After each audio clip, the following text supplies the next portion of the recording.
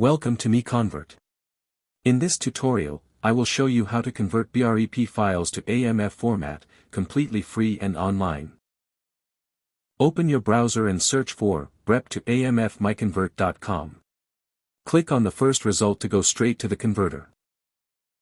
You are now on the BREP to AMF converter page. The interface is clean and easy to use. Let's upload a file. Click the Choose File button. A file picker will open. Select the BREP file you want to convert, then click Open.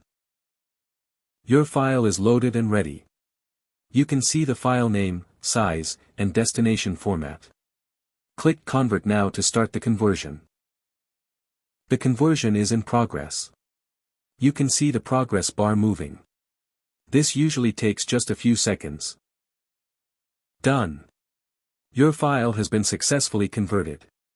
Click Download to save the AMF file to your computer. That's it. Visit MiConvert.com for more free conversion tools. Subscribe for more tutorials. Thanks for watching.